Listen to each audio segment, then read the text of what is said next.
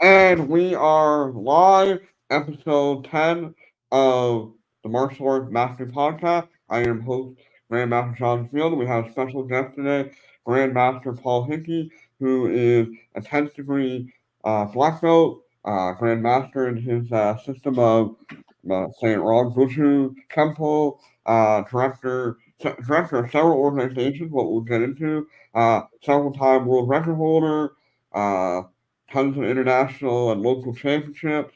How are you doing today, sir? Oh, good. Great to see you. Great to be here. Great to be part of this.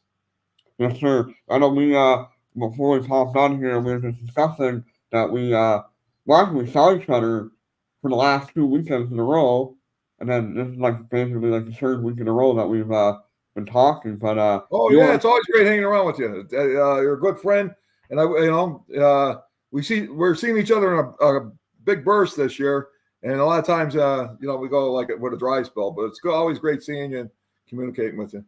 for likewise for sure. You've always been you've always been like a super friendly person. Whenever I met at you with a tournament and very talkative and tons of knowledge. But yeah, you were up here a couple weeks ago for my tournament here up here in Ontario, Canada, and you won some of the events, but you also you set another tutorial world record with your phenomenal down elbow. You seem to be like ranking up all these records with your down elbow there. Yeah, I'm having fun, and it's always a pleasure to be up in Cobourg. Yeah, it was an excellent tournament, and I really like the people up there, and I like the town. It's immaculate. It's very clean, well kept, and if I had to live any place in the world, that'd be my first pick, other than my home area. I love That's it up what there.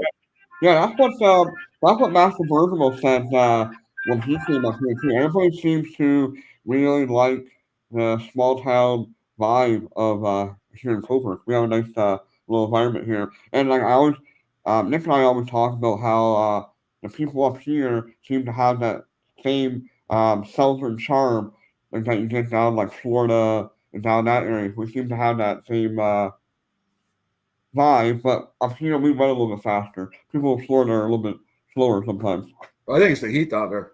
Yeah, Could be being down that. there last weekend, I'll tell you what, the heat gets to you. I'm coming back here. I live in the mountains of northern Pennsylvania, Uh-huh. and it's a little bit cooler up here. It's a high elevation, and even for this particular area, we're not far from the New York border, maybe 30 miles from the New York border. Plus, it's like I said, super high elevation, so it's a little cooler up here. It actually felt good to get home.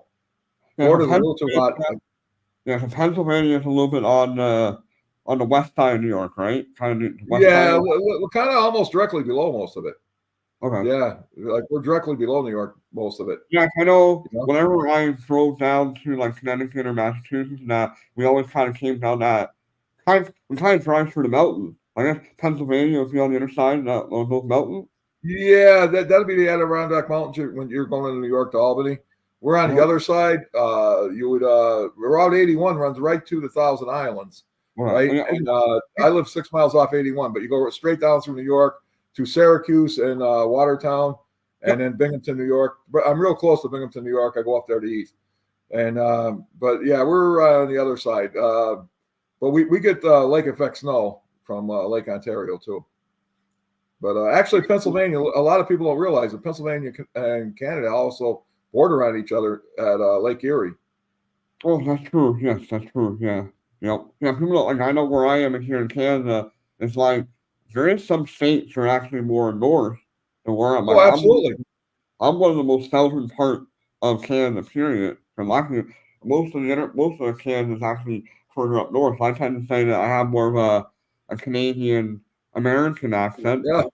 which is having that upper north accent where you hear a lot of you hear a lot of where we don't really say a lot in our area, so we're a little bit more Americanized. But yeah, then like last weekend, you and I were in Florida. I didn't find the heat too bad. I guess I climatized, but no, you and I were at the conference for the American Breaking Competitive Taekwondo Federation, where you and I are both shut that off there. You and I are both directors for the ABCTF. I'm being the Canadian director, and you're the the Northeast director. That was a really good conference. Oh, it was really good. Really, in fact, I like you and your student. You both had a lot of good ideas, and I started implementing them. The rotating curriculum. Yeah. I'm doing that, and I'm doing it on a month-to-month basis. Mhm. And I'm keeping the same curriculum for a month, basically, and then Yeah. the next month I'll go to something else. And probably around 7 different curriculums, like with techniques, and Yeah. everybody gets a little bit of a taste of everything. So, Mhm. Yeah, no, it's definitely a superior way of teaching. It takes a oh, long I agree, and I appreciate your input.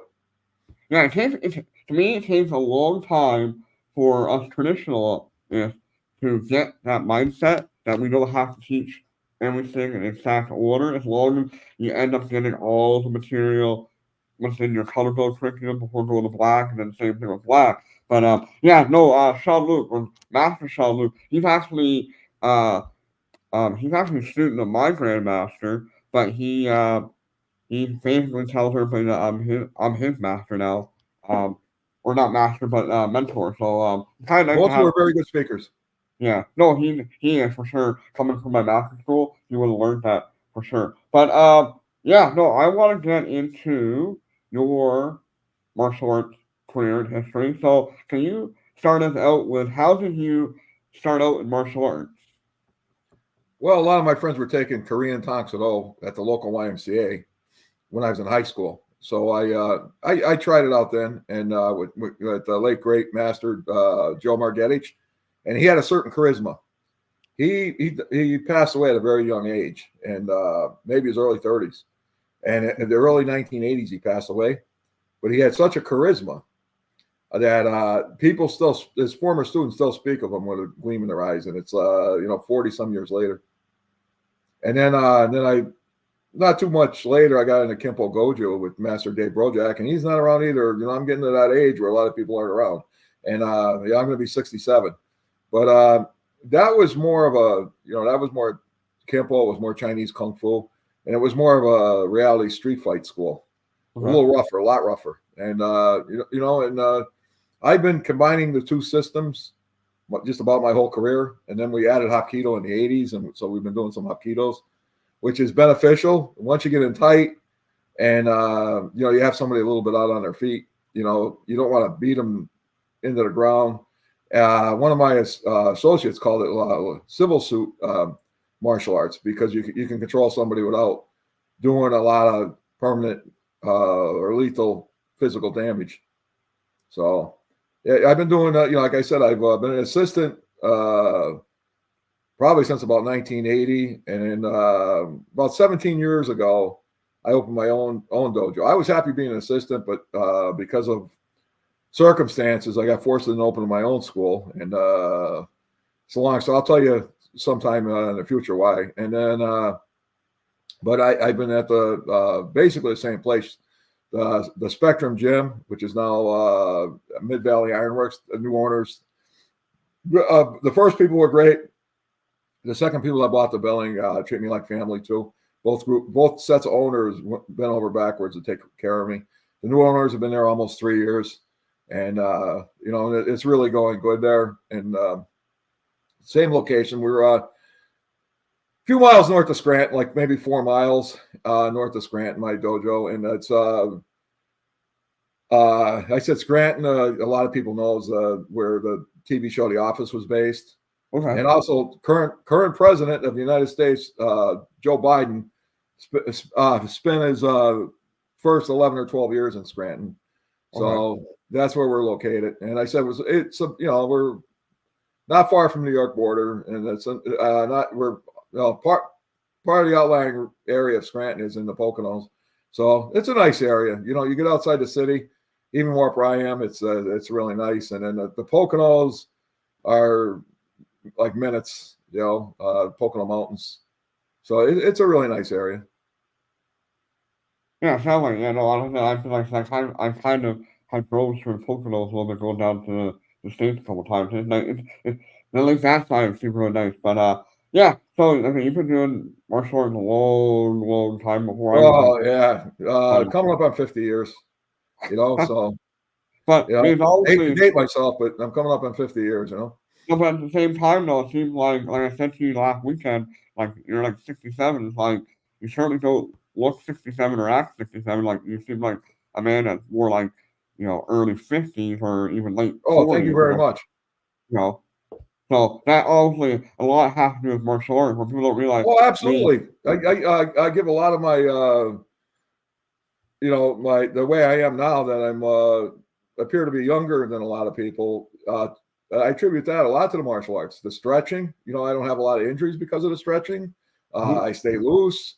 My back isn't bad. I tell my wife all the time, who does have back injuries, and she'd shoot me now if she heard this, but stretch, move around. I said you wouldn't have the problems that you have, and I definitely attribute my physical well-being, what I have, to a lot of it to the martial arts. Absolutely, it's the oh, fountain of youth.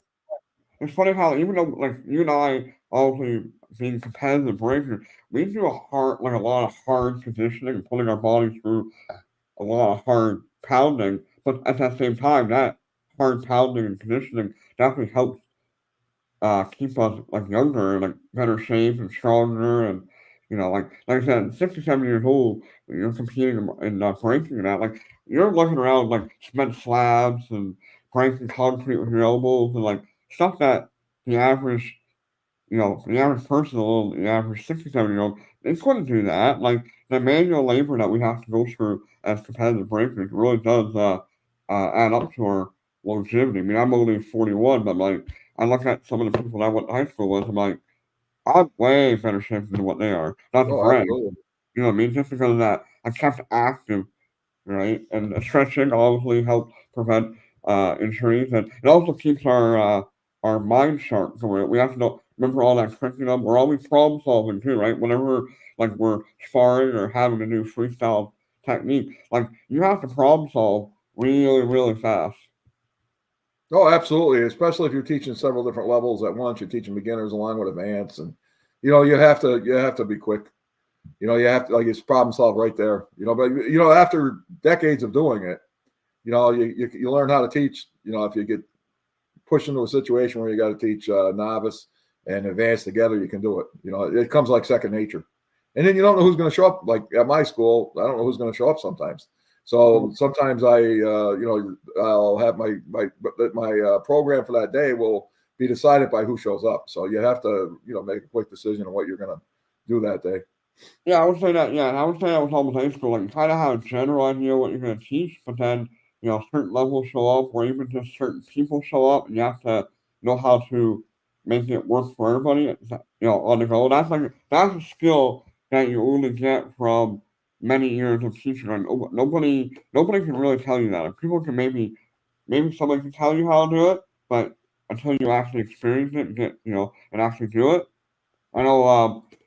Actually, Sean Luke was telling me a story, telling us a bunch of stories about how when he first started teaching at my master's school, he had like a class plan all laid out, and then he shows up at my master's school, and she's like, "Nope, you're gonna do this, this, this." He's like, wasn't prepared, right? So he had to learn how to do everything on the fly. And the same thing here. I always have a general idea what I want to do, and or a semi class plan. But then, like I said, if certain people can't do it or have to adjust or for whatever reason something's just not quite working out the way you envision it. You have to have a plan B, a plan C, a plan D, and you just gotta go with the flow for sure. Now, you are a director of multiple organizations, so you're the current or the new director for the American Breaking Competitive Taekwondo Federation, you're the Northeast director under Grandmaster Nick Sambury and myself.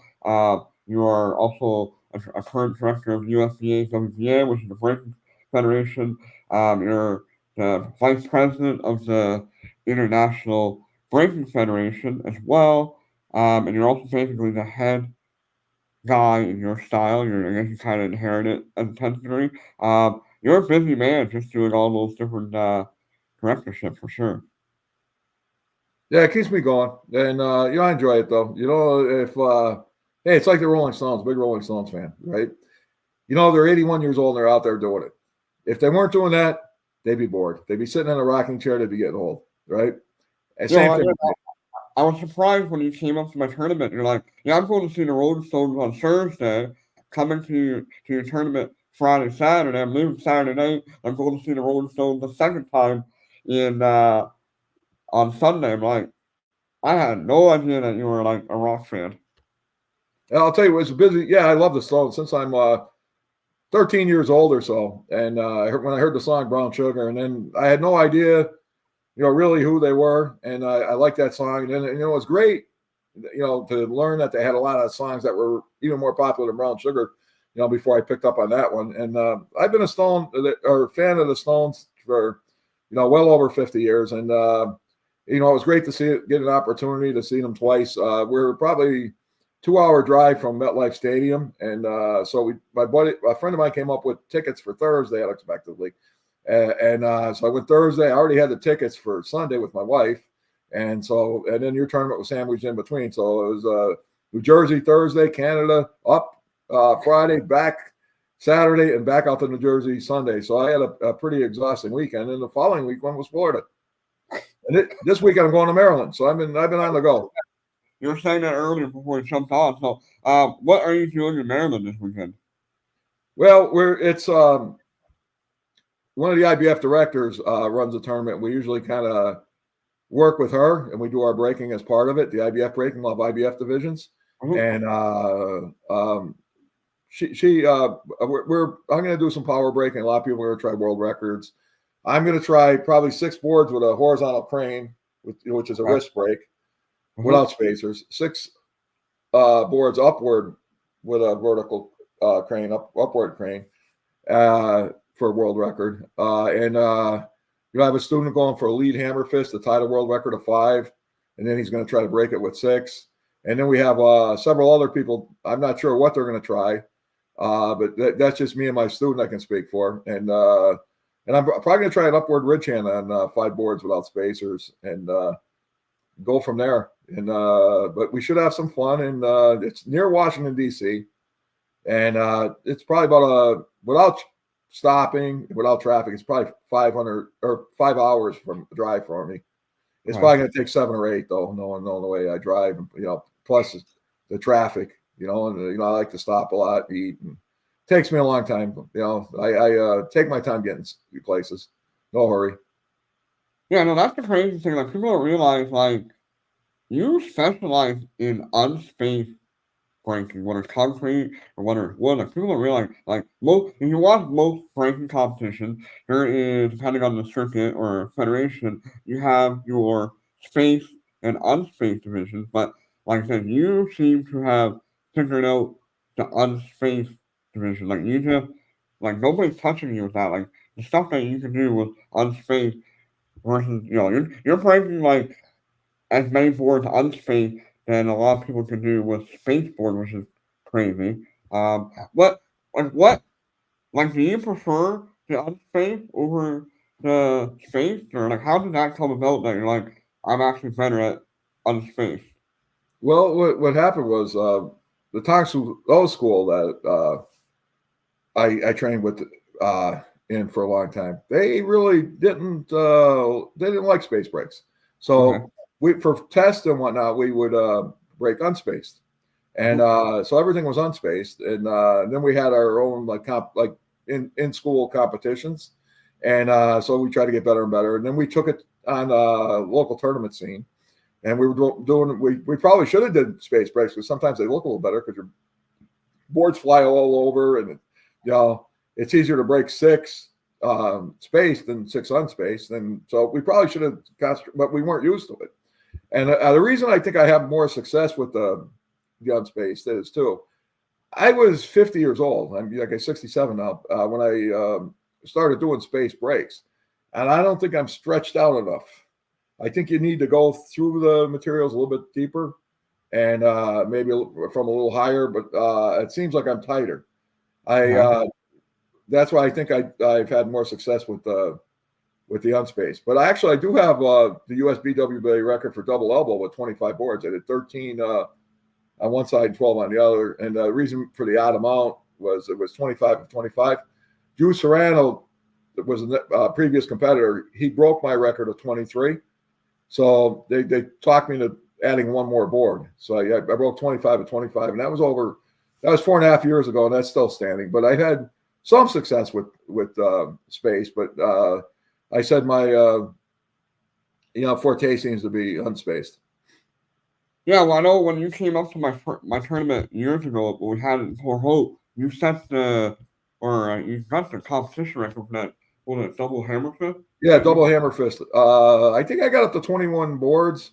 Yeah. And somebody, I think Josh Stokes. I don't think I ever met the guy, but he's from Michigan. Story behind that. I'll have to tell you that story off screen. But yeah, we can't figure out who that guy is.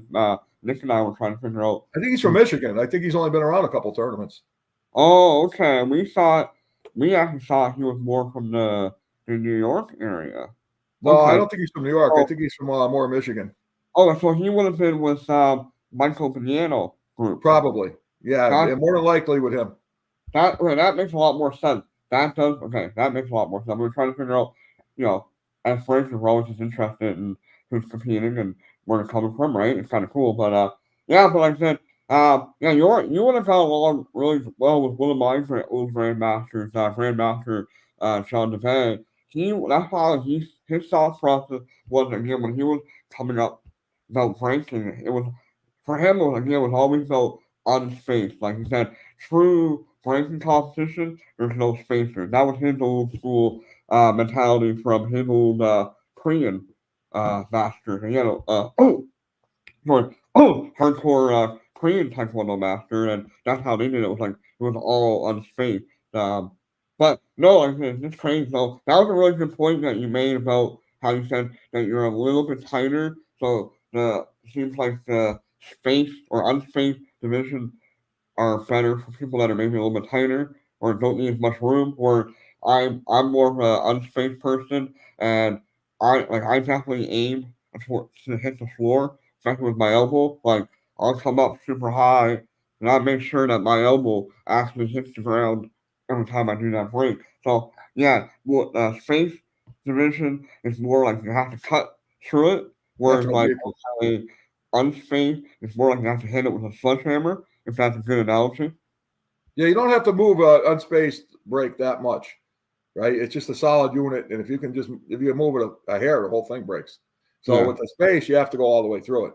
I was really impressed with your agility breaking, though. You always did some phenomenal. Like I remember, probably before I even met you, you were up in Connecticut, and you did some pretty wild creative breaks with your feet, and it was and I'm thinking. I thought you got zapped. I think you took second place that day, and I think that sometimes judging though.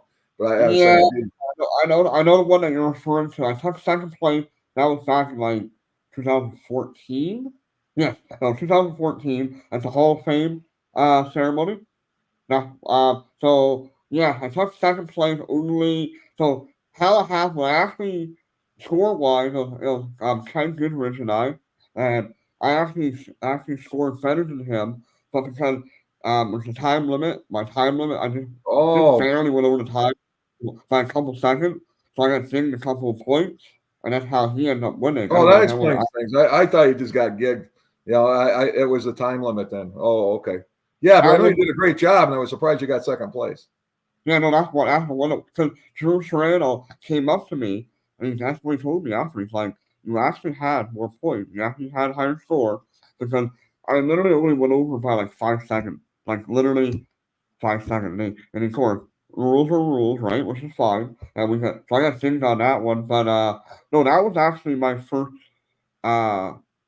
competition or my first really good creative in that search. I've done a couple creatives up here in Canada for some smaller organizations, but yeah, then I started competing in I can't remember what year now, 2015 or 16 in the ISKA ranking. At the World Championship, getting like seconds and thirds and whatnot. But yeah, for me being a smaller guy, like being only 5'5" at about 156 right now, creative ranking seems to be better for me. I'm not like a huge power breaker unless I'm doing like power in creative. I seem to hit harder during a creative than I do in just power. Unless I'm doing like three directional for the ISKA, where you're able to hit three stacks. For whatever reason, I can seem to hit bigger stacks that way as well.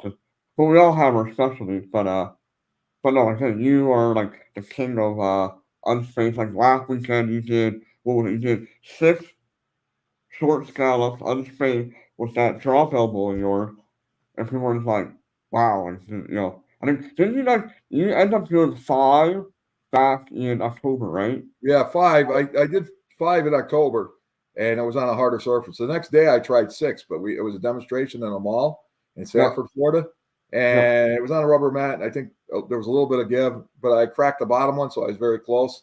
So I was fortunate. This was outside. It was on macadam. It was on a hard surface, and I that helps. And so I was able to get it. It was on my bucket list. It was my dream, and I think it's going to be one of my signature breaks. Like I said, I was real happy with it. And actually, they let me take a piece of the block home. Everybody signed it. You signed it. Everybody signed it. And I got it. I knew it was going to get stopped. I was going to get stopped in customs.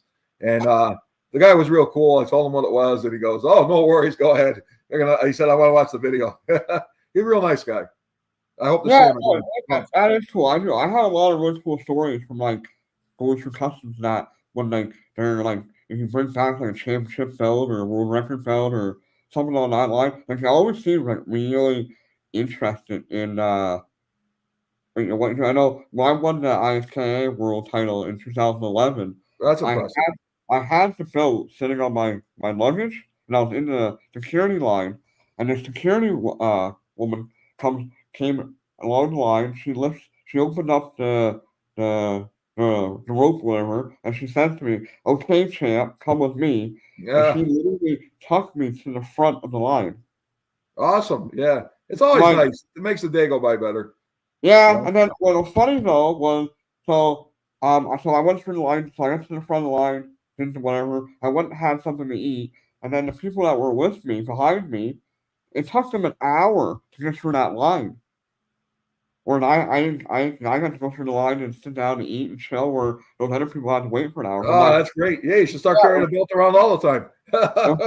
exactly. No, but I've actually had also a few like other belts, like the Southern United States belt and a couple of the world record belts. Pretty much the same story where like if you have that belt sitting on top of your bag or something, like they must tell the people at the airport to look out for stuff like that because they always seem really cool. I know the one time which is really funny, I landed back here in Canada and I had the belt on the bag and I was walking through the airport and I was heading toward the one officer and these guys start yelling at me. They're like, "You should be walking with the belt like this." I'm like, and then a couple hundred feet away, right? Like they were having a blast with it. Like that's just fun. It's just funny how people get so excited over somebody else's success, right? It's kind of Oh, cool. it's a lot of fun. You get treated like a celebrity. It's a lot of fun. So Yeah. I that's mean, what makes that was whatever you win. It makes it more special when you get treated. When somebody acknowledges it. It's always nicer. yeah, I know. When you speaking about getting us to sign that little piece of concrete, and like that's gonna be something that you're gonna cherish for the rest of your life. I know. I think it was 2018 or 19. I can't remember what year it was at the ISK when I did creative. I did I've been doing it for a while now. I did double baseball bat with the instep on my foot, and Yeah, you always do nice creative stuff. I'm impressed with your round kicks, especially. yeah, thank you. And I had this I broke these two baseball bats, and when we were cleaning up, the one Wow. bat got thrown in the garbage, and then one of my guys got a hold of the other bat for me. Goes, "You want to keep this bat?" I'm like, yeah, because like I really I've kept quite a few of my baseball bats from those instep kicks, which most people don't do. Well, And they're pretty um, rough. You really have to condition your instep. yeah, well, I'm a Type 1 guy, right? So Yeah, that's there you normal. go. But I was backstage, and this little kid came up to me and he was hanging on to somebody else. I think might have been Steve Fisher's bat or Larry Field's bat. Anyway, I was hanging on to my bat, and this kid comes up to me and he starts talking to me, right? And like meanwhile, he's hanging on to his other bat. I'm looking at my bat and I'm like, "Do you want this one?" He goes, "Can I?" Sure. So I mean, made this little kid like probably like 7 or 8 years old. Like that made his day, right? And then But like 5 minutes later, he comes back and he had a marker and a sharpie. He Oh, wanted me to cool.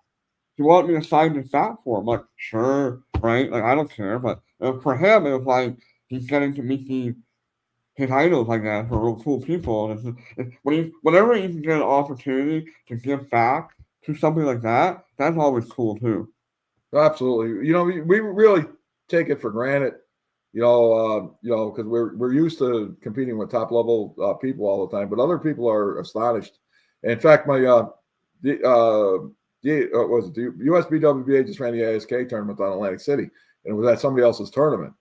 But we're seeing people break 10, 12, 15 board spaced, right? Yeah. And on concrete blocks, like maybe 10 or more or 8, and the people there never see anything like it, and they're like seasoned martial artists, and they were in awe. In fact, I went to a Hall of Fame in Atlantic City, and there was last year, and I did an unspaced break on some the international Canadian competition boards from your tournament, and I think I ended up doing 10, and Okay. like your people from all over the world there, and I did the unspaced double, and they were amazed. Like I'm taking it for granted. It's just another day. So, But yeah. like I mean, because we're used to seeing all that all the time. We're up against, we're compete with the world's best, and we don't realize how other people perceive some of the things we do. Yeah, that's an interesting topic within itself because like some people will be like amazed at what we do, like I said, it's normal for us. But people don't realize it took us a long time to get there. But yeah, people get really amazed, even seasoned veterans of martial arts that have never acquired that skill. But then you get like these people, and you've seen this online, especially on Facebook and YouTube and that, where like there's a lot of people that don't know, like they completely trash breaking or they don't understand it. Oh, that's fake, or try it with unspaced, or try it with real boards, or boards don't hit back, blah blah blah. Right? We hear all that stuff. Like those people they're not even martial artists, or not legit martial artists anyway. Well, the comeback to boards don't hit back is neither will you if I hit you. you know, but Exactly. it's just another measuring device. It's a measuring. Oh wow, it's a measuring device for power. And Exactly. When what'd you I do? Palm strike? tried that one break last weekend, well, I tried. Well, I'm not gonna say what they are, but I gotta debut them in competition. But I tried that one break during the day, and it went really well. And then I tried something slightly different Saturday night at Master Sampler's house, and no, it did not want to go. I hit it once. It's like, nope, not doing that again. Not for a while anyway. But even, like they say, like boards don't hit back and concrete doesn't hit back. Well, we all know the physics behind breaking is when you hit something, if it doesn't break, it hits you back and twice the force. Oh, absolutely. You have to absorb if you break it, the object absorbs the impact, but if you don't break it, you absorb it. Exactly. And like I said, explains before. But yeah, exactly like what you just said though, like it is a measurement of how much power you can generate. It shows you how good your technique is, your follow through, like everything. But at the same time, like you wouldn't want to hit somebody with that type of Oh power. no, no, no, no, no. That's like full contact sparring. It's not full contact sparring. They're wearing boxing gloves, right? You cannot hit people with these techniques because they'd be lethal. So basically, it was designed to see what damage they could do before you got electronic measuring devices and PSI measuring devices. It's the only thing they had to test the efficiency of a technique without actually hitting a real person. Well, in fact, that's what I tell my students. Like, even when you're watching full contact or full contact fighting like UFC, boxing, kickboxing, technically that is still not full contact. Like they're only most of the time those guys are hitting about 80%, and they might get that on 100% shot. But if you're wearing 12-0 boxing gloves, that absorbs a lot of shock and protects your hand when your hand wraps plus glove. If you were to hit somebody that hard with your knuckles on the skull, It's most like people would fracture your hand to begin with, you know.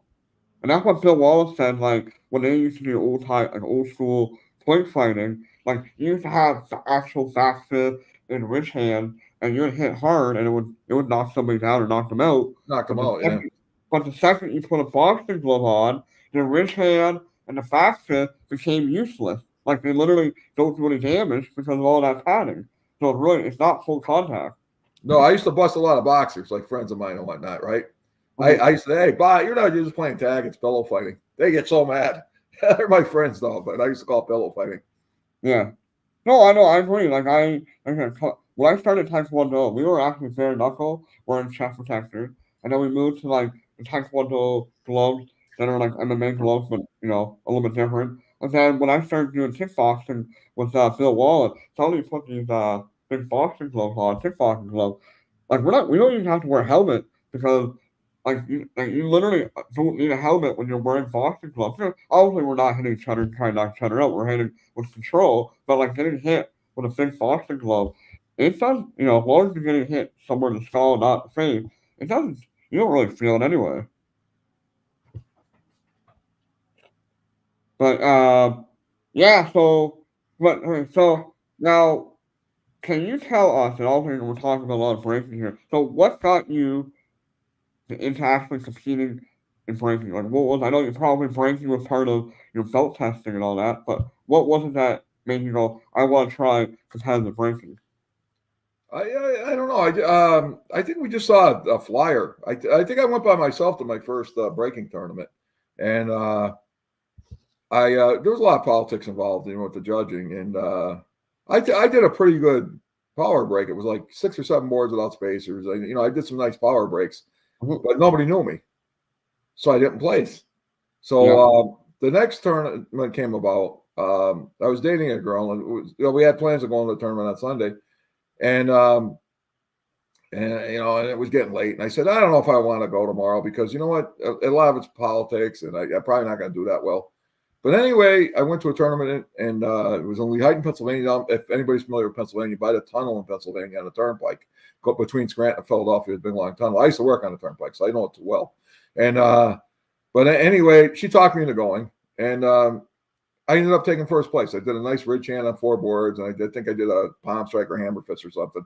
But I took it first place, and there were a lot of really good breakers there. And anyway, there was a Korean stylist there, Grandmaster Alan Cates and his wife. They were both judges, right? Sharon Cates, the name just came to me. I just ran into them at the airport. I don't know if I still in the story. I ran into the son. They're both passed away. But anyway, I ran them going to Florida and then in Allentown on the way back. But anyway, he was pretty impressed. We were all Korean styles. He was Tongsudo. There wasn't much Tongsudo. That's like 90 miles away from me where he was located. And yes, this is joined his association. Eventually did. But anyway, I took first place, so that got me and my friend going. And my poor friend Henry, I don't think you remember him. He used to come to some tournaments. He was a real large guy, and he used to win space breaking, but he passed away. But it got us going, and between him and I, we dominated breaking in the Pennsylvania area for a long time. And then I retired, and then the USB WBA brought me out. One of my friends was going to one of their tournaments. He was going to try a competition record, and that's a long story. But I went, so I went up and I did a ridge hand world record for them. I talked to them, and I did 6 boards without spacers. I've done 7 with another group, but I did 6 with them, and that's pretty much how I got into it. And I wasn't going to go because I thought I was going to get rolled judging, and my girlfriend at the time talked me into going, and we did, and I had great success. And then we got the fever, and we started hitting every tournament. We were well known on the tournament circuit, and we started running our own large tournament. We were with the Carbondale YMCA, and we used to run one at Carbondale High School. And we had a lot of competitors, and it was real successful. Yeah, no, that's a good point, Phil. You become addicted. People don't realize once you start breaking, it's not creative and whatever, it becomes addictive. It's a challenge. Yeah, you complete this break. Like, I'm probably not going to break any more of those concrete scallop blocks, but there's other breaks. There's other challenges. It always keeps you going.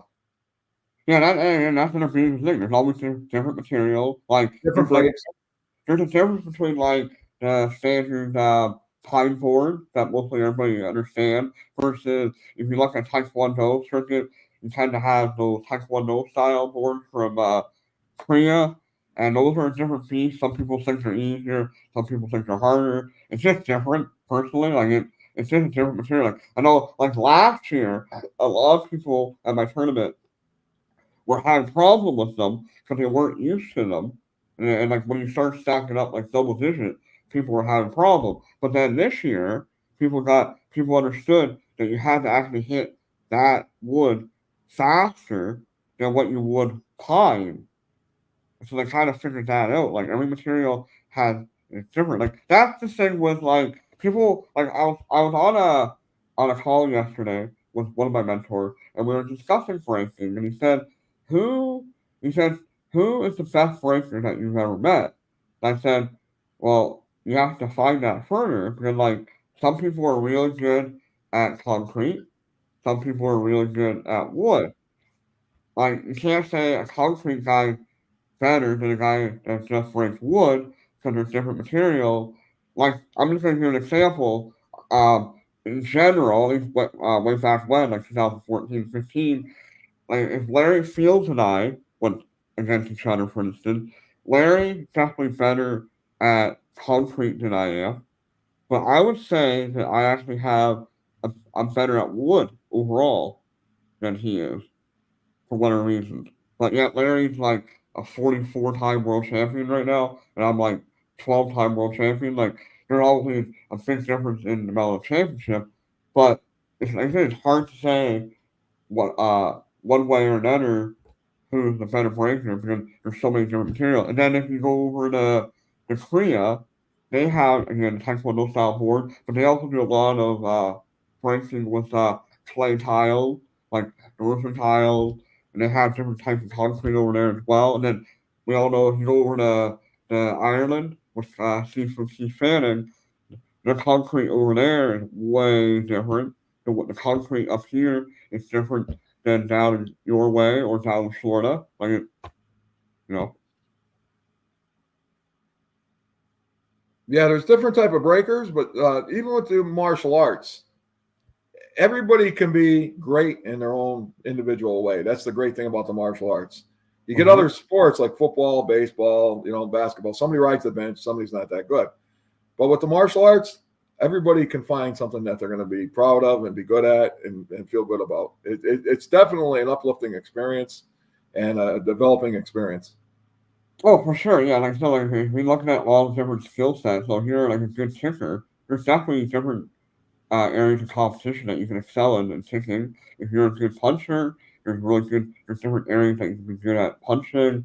If you're a good grappler, there's all kinds of different grappling ones out there. Breaker, we tend to have to be a little bit more well rounded. If you prefer sparring versus form versus weapon, that's the beauty. That's what I love. That's what one thing I really do love about martial art. That's when you go to a tournament like the U.S. Open or something, or my tournament where it's an open style where you literally get to see all the different styles come together and shine at what they do.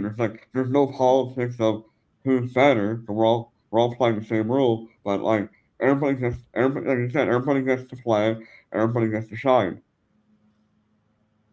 Yeah, everybody can be good in their own, right, in their own intrinsic way. Everybody can be great.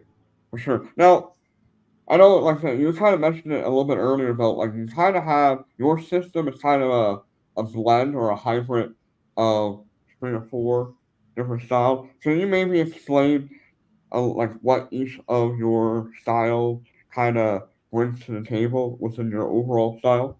Oh, absolutely.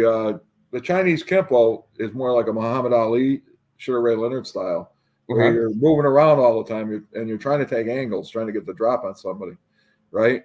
So we use a lot of the Thinking about awesome. Oh my God, that's great. Yeah, but anyway,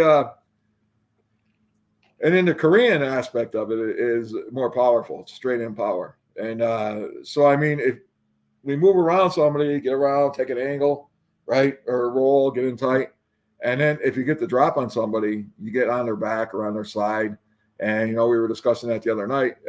You get an open shot at somebody. That's where the Korean stuff comes in, and then you hit them with a Korean technique and hopefully break them in half. If they're attacking you, and but that's how the two play together. Chinese strategies, right? But then Korean power on those two aspects, and then we add the Hapkido in. If you don't, like we said, it's civil suit martial arts. You don't want to. You already have them dazed and out. You just want to control them, like lock them up. Chicken wrist or hammer lock, whatever you want to call that technique, and and then you just subdue them without hurting them. So those three systems work really well together. And like I said, my Kimbo school really didn't do forms. It was a fight school. The Tonksado did forms. Tonksado school did forms. So I used those forms, which are universal. Pianons, high-ends, whatever you want to call them, in the basic forms.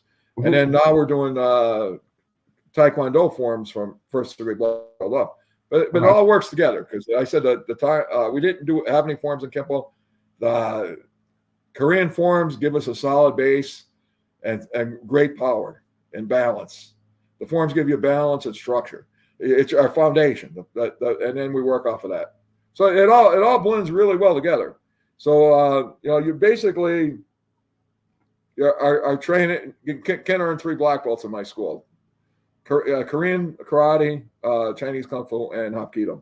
Okay. I'm having trouble with the Hapkido, especially with the kids. They don't pick it up that easy. But I don't promote anybody to black belt in Hapkido unless they're black belts in the other arts. And because it's really hard to teach a 5-year-old, a 7-year-old joint locks. So I just wait. If you're a black belt, here's the techniques you need to know. And we do go over them in class, even at a younger age, some of them. And I have a 7-year-old that's great with arm bars. He'll grab you and try to get you an arm bar every time. But it's what's that? Kenseto waza in Japanese. But anyway, he loves doing it. But like I said, I'm not going to promote anybody to black belt in Hapkido unless they're black belt in the other arts. But it all blends together. Yeah, I know. I was talking to one of my mentors probably a month ago now. We weren't actually discussing that about Hapkido, and he said we try to teach younger children Hapkido, and it just does not work. It's you're better off teaching them base Taekwondo, a striking art first, and then when it gets to a certain level of black belt, then you start adding more joint lock. And funny enough, so we have our black belt testing here next weekend. We have a 10-hour black belt test. And one of the girls, she's 9, just a tiny little girl at 9 years old. And this is really funny because we have this 5 or 6 move joint lock, wrist lock system, where you go from one wrist lock to another one to another one. It's 5. That's a good idea. And this 9-year-old picks it up like that. She's literally perfect with this wrist lock. I mean, she can't actually apply it where it's going to hurt you because she's so tiny, but she understands the technique really well. It's to the point where I will literally put her in front of the class of black belt and have her go through it with the adult black belt. She's so good at it. It's kind of funny actually. That's awesome. And you tell people, that's her intelligence. I'm not saying anybody else is stupid, but her brain, for whatever reason, that's just how her brain thinks.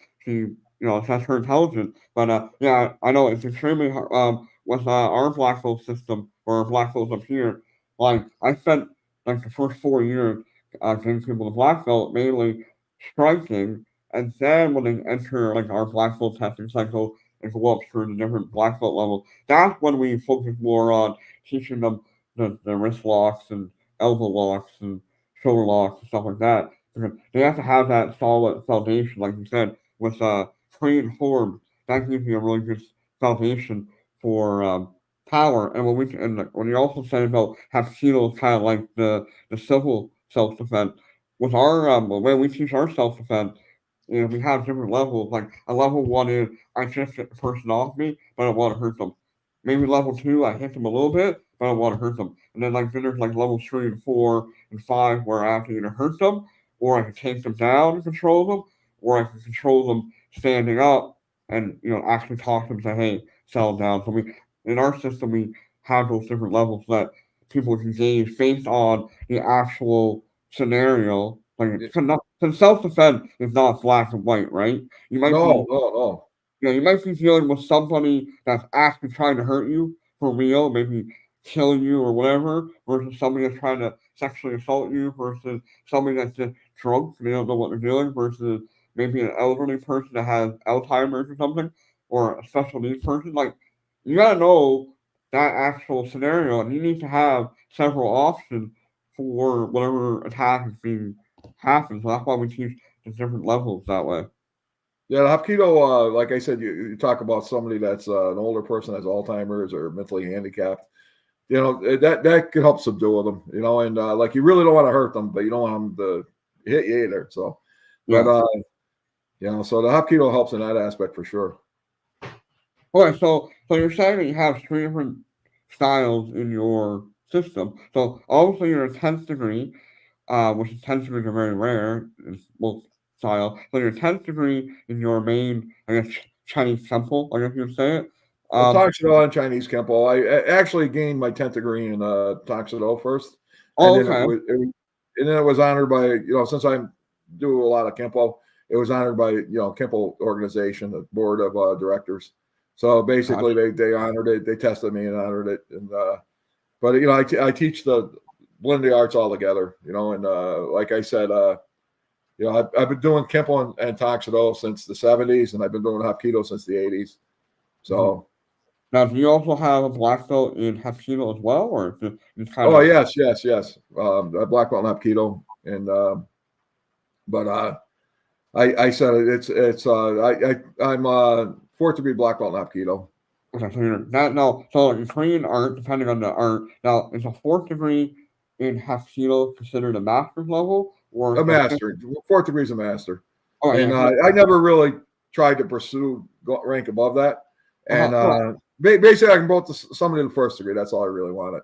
Yeah, no, it's funny because like I said, a lot of style. Once you kind of get to that fourth or fifth degree, there's really not a whole lot more technique wise that you can learn per se. But people tend to like take other styles and kind of see the similarities of them and kind of create blended styles, right? I know here, like I said, we kind of our main style is Taekwondo. Then I also incorporated the Superfoot kickboxing system by Grandmaster Paul. We also like in our self defense is mainly combative military style stuff. So we kind of have a mix. And then when my students go for different degrees of black belt, we actually have a little bit different system or different style that they can learn. Like we add like a little bit. We do actually do a little bit of kempo. We do a little bit of jiu-jitsu, a little bit of boxing, a little bit of kickboxing, a little bit of hapkido, a little bit of calisthenics. We have about 8 or 9 other systems that we draw some of the main concepts from, and in that way, when if they ever, God forbid, had to defend themselves on the street, they're pretty much well prepared no matter what's coming at them. They have different strategies to pick from, but they also can figure out what works best for them, which is probably the most important thing in martial art is figuring out what's in your style or what's in their style, what is best that actually works for you. Oh, absolutely. That's why there's so many different styles of kung fu, because there were so many different type of people. You know, what works for a large person might not work for a small person, vice versa. What works for a man might not work for a woman. But that's why there's so many styles, because there's so many different body types and different. So many people excel at different aspects of it. You know, so you know, I like what you're doing. You're using Taekwondo, like I use pretty much Taekwondo as a base, and then work off of that. You're using Taekwondo as a base and work off of that. So we're both using the Korean arts. Taekwondo and Taekwondo were one and the same at one time, and they kind of split a little bit. But No, that's we have a actually good foundation. point, yeah. Because if you look at how you watch the Cobra Kai series on Netflix at all? Yeah, absolutely. I watched the whole thing. I don't know if you remember 2 years ago, I ripped my leg apart and I couldn't move. I was on my couch. I couldn't drive or walk for like months. So I watched the Cobra Kai series all the way through from episode What one to the the end. beauty is, that is, and even though, okay, so Miyagi-Do is the actual Fushiru karate, right? Because Fushiru karate was actually founded by an actual Miyagi, but like the Cobra Kai system is not karate, it's actually a mixture of Tang Soo Do and World Taekwondo. So if you look at the last season of Cobra Kai, they were actually doing the first World Taekwondo black belt form, choreo, which is my favorite form. Really? Yeah, that's unique to Taekwondo choreo. Yeah. Yeah, I mean that's my favorite form because it's so powerful, and you'll appreciate this aspect. There's a lot of tiger. There's just the Oh yeah, tiger. yeah. In fact, I had one of my students do choreo for black belt already, and I Yeah, have another student getting ready, and so we're working on choreo right now. yeah, it's Yeah, beautiful and how yeah, going up the eye, you have those throat strikes. Yeah, which are talk really about nice. Yeah, that's what I like about it. But then like with Ten So Go in Cobra Kai, it was Pat Johnson that he was a Ten So Go master, and he just passed away like I think last year. But he's the one that did all the choreographing for the original Karate Kid. So when you go back to the 1980, was it 1981 or whatever it was, or whatever year Karate Kid came out, again, that was actually Korean Taekwondo and Korean Taekwondo versus Okinawa Karate, all technically from 1980, whatever it was, until now. Like it's kind of cool to actually understand that coming from Korean martial arts background that like Taekwondo, it's in there. Like people don't realize it's actually in our pop culture, and you don't even know it. Well, naturally, I'm a little slanted towards the Korean arts. Yeah, no, I love the Korean arts. I don't necessarily love the Korean politics sometimes, but Oh, no. or you know what? I feel like every martial art has their politics, right? That's why there's Oh, so many absolutely. trials and so many organizations, right? Well, there's a lot of splits. Yeah, a lot of politics, but actually, the Korean aspect of my training, I said we used to break for test, and that's how I got into breaking, and that's my biggest like hobbies, breaking. Yeah, no, that's been my number one was competitive ranking due to one reason. That was me. Even when I was going through the ranks in my color belt testing for Taekwondo, like we had no formal curriculum for breaking in our testing. It was literally like, okay, you have to break a board or break a couple boards, do whatever you want. So I was like the guy that was like self-taught and coming up with stuff and doing it at the testing, and then kind of it's history from there, obviously. And then, but with my students, we have a very specific curriculum for all the way through color belt, and then my black belt, first, second, and third degrees that have a very specific curriculum for breaking, and then my fourth degree, going to go for their masters and up, they actually have to do a full training break with concrete and wood and whatever material they want to do, but they have to do a full training for master's level and up. Oh, that's cool. It shows you again the effectiveness of their techniques. For sure, because I know like next weekend we're doing our black belt testing, and all players breaking, self-defense, pressure testing for self-defense, sparring, and we always leave the breaking to the end when they can really show off all that power and get whatever energy they got left, whatever excitement they still have from the other like 9 hours of testing. Wow, that's a long test. Into breaking those boards. But yeah, I want to be very respectful of your time. We're almost at the hour here. I just want to say thank you for coming on today. I know it's a little out of your comfort zone with technology, like a lot of people of your generation, but we made it work. And again, I just want to thank you for your time.